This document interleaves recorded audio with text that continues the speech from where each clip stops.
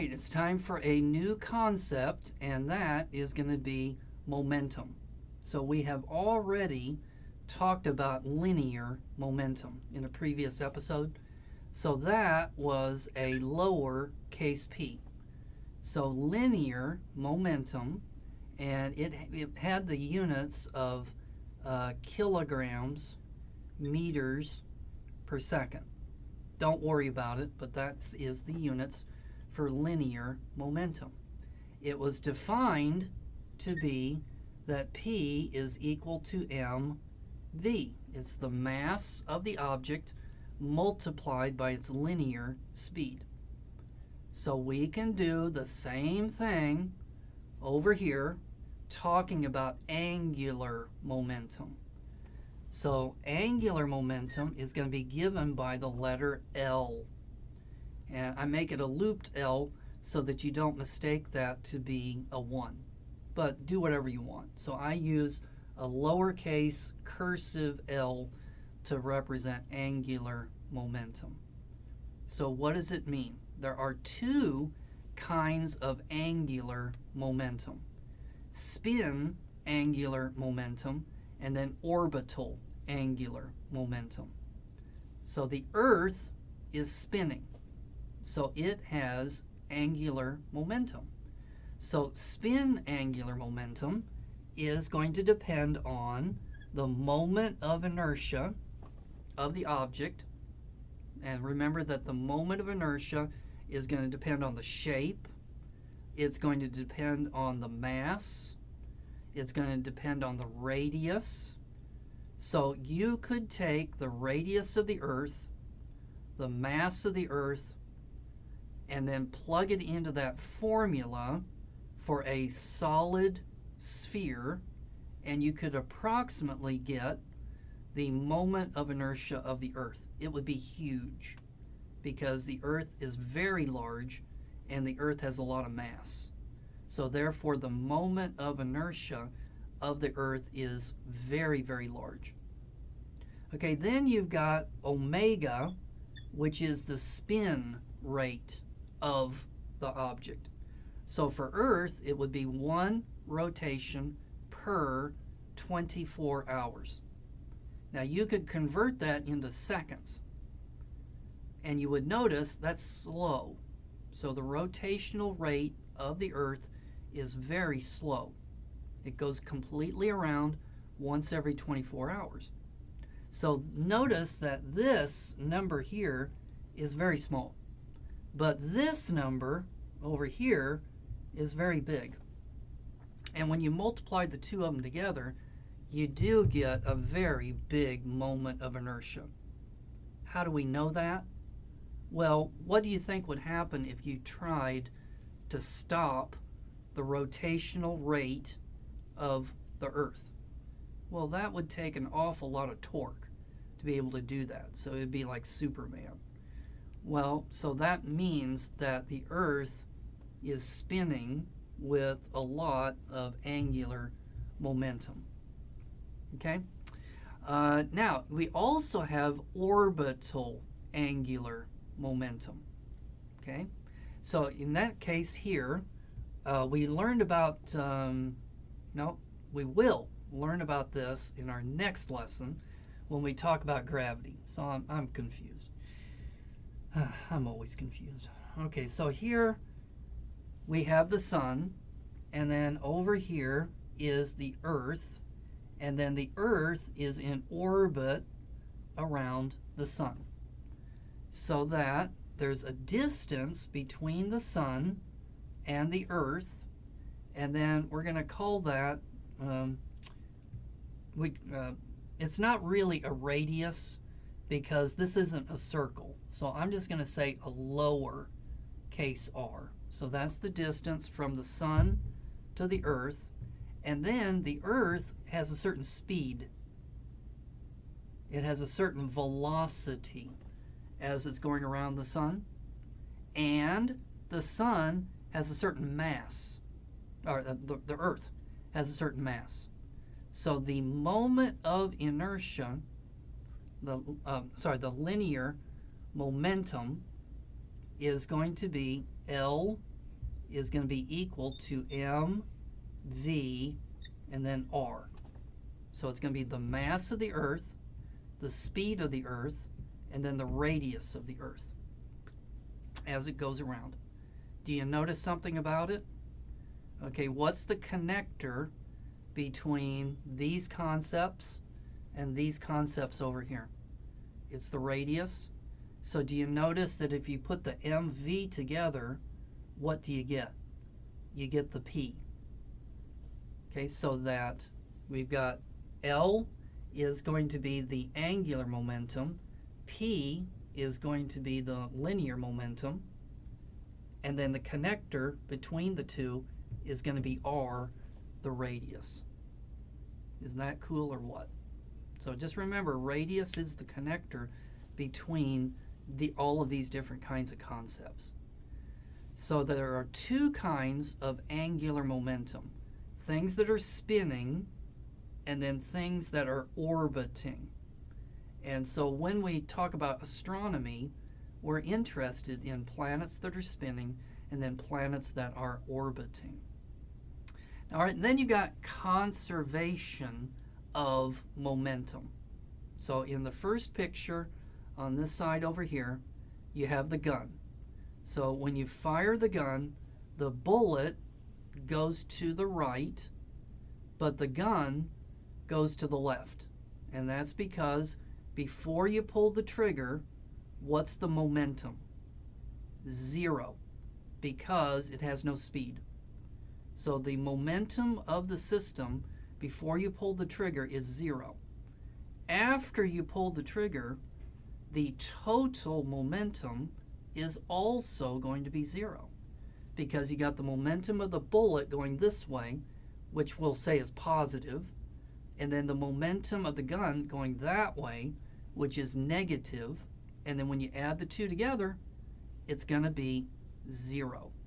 So that's conservation of momentum. You can't create or destroy total momentum. Okay, so what would be the counterpart to that when something is rotating? So conservation of spin, all right, so that's going to be this one. Conservation of spin is an example of that is an ice skater. So watch this little video that I've got over here. So watch that video. Do it. Okay, did you watch it? What did you find? So as the ice skater brings in their arms, what happens to their speed? It increases. So why is it that bringing in their arms changes their speed? Because the moment of inertia I depends on R. So I is equal to a constant mr squared. So when they bring in their arms, their R is getting smaller. So that means the I is getting smaller. But if something gets small, something else has to get big. So they speed up as they bring in their arms. Okay, what about this one? So this one here was we want to talk about conservation of orbital angular momentum. So in our next lesson, we are going to learn about gravity, and that the orbit of the Earth around the Sun is not a circle, it's an ellipse, which means that sometimes the distance from here to here is big, and sometimes the distance over to here is very small. So large R, small r, okay? But this means that whenever the r, the radius, so whenever the r is large, the v has to be small in order to compensate. But whenever the r gets small, then the v gets large in order to compensate. So it's essentially the same deal. The ice skater brought in their arms, their r got small, the speed got faster. The r gets small, the speed gets faster. And so we'll look at this when we talk about the orbits of planets, and this is going to be related to one of Kepler's laws. So we'll learn about that later. All right, so sample question. What happens to the speed of a planet the closer it gets to the sun? Okay, so we're going to use which one? We're going to use this one. So this is the orbital angular momentum. And the r is going to get small, so the v is going to get big in order to compensate. So a planet speeds up the closer it gets to the sun. Okay, and then another thing about rotational momentum was impulse. So let's take a look at what we mean by impulse. So let's compare linear impulse with rotational impulse. Okay, now I'm going to put an L over here. Okay, and then what would be its units? You don't need to know it for the exam, but the units this time are going to be kilograms, and then meters squared, and then per second. So that would be the official metric units for angular momentum. And so what happened, okay, so now let's go over here to the linear. We had this formula that said a force multiplied by time would cause the momentum of the system to change. So this was called an impulse, this part right here. And in particular, that's a linear impulse. So let's see what the counterpart to this is over here. And it would be that a torque, so torque goes with F, multiplied by time, would cause the angular momentum of the system to change. And we did the example of the baseball guy. So he's hitting a home run. So he is exerting a force on the ball, which causes the ball to change its momentum. So what would be an example of a torque acting on a system changing its angular momentum?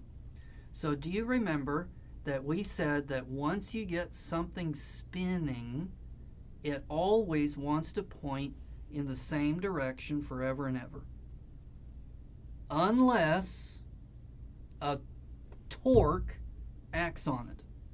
So if a torque acts on an object, its direction of spin will change. We're going to call that precession. So you can demonstrate precession with a top. So an old-fashioned top where you wrap the string around it and then you pull the string and it causes this thing to spin, and you put it on the table, and after a while you're going to see it spinning. So it's still spinning like this, but it's going to be doing this. Can you see that its axis of rotation is changing as it goes around? Well, what would be causing it to change? A torque.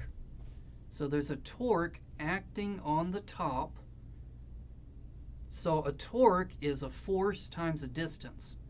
What do you think is the force that's pulling on the top? Gravity. So the gravity of the Earth pulling on this is exerting a torque on it, and that torque is causing its direction of spin to change. The Earth is spinning.